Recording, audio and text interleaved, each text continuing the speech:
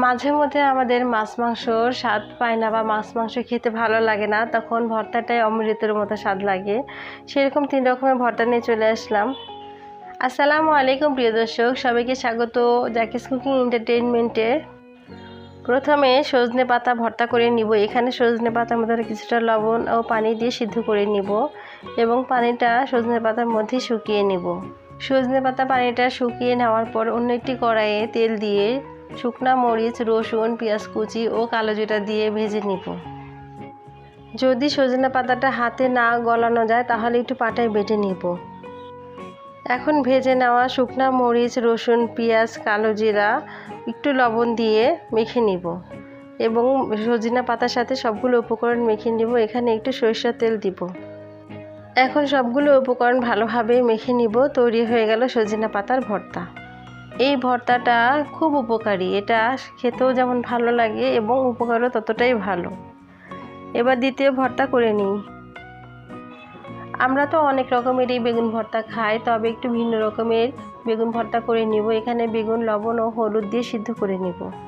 এখন অন্য একটি কড়াইয়ে তেল দিয়ে শুকনো মরিচ ও কালো জিরা ভেজে নিব। বেগুনটা প্রায় সিদ্ধ হয়ে এসেছে। এখন সিদ্ধ হওয়ার পরে বেগুনের মধ্যে একটু পানি থাকবে, সেই পানিটা শুকিয়ে নিতে হবে। বেগুনের পানিটা শুকিয়ে নেওয়ার পরে ওই কড়াইয়ের মধ্যে সরিষার তেল, রসুন কুচি ও পেঁয়াজ কুচি ও কিছুটা কাঁচামরিচ ফালি দিয়ে হালকা ভেজে নিয়ে বেগুনের সাথে মিশিয়ে নেব।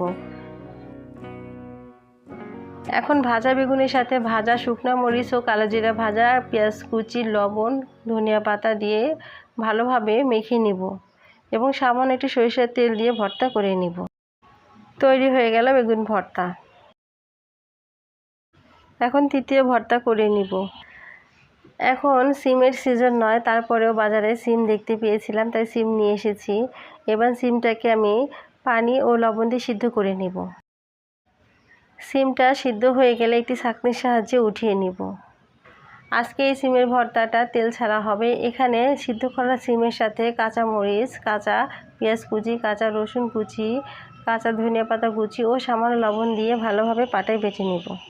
তৈরি হয়ে গেল সিমের ভর্তা। রেসিপিটি দেখার জন্য সবাইকে ধন্যবাদ। আজকের মতো এ পর্যন্ত। সে পর্যন্ত আপনারা ভালো থাকুন, সুস্থ থাকুন। আল্লাহ।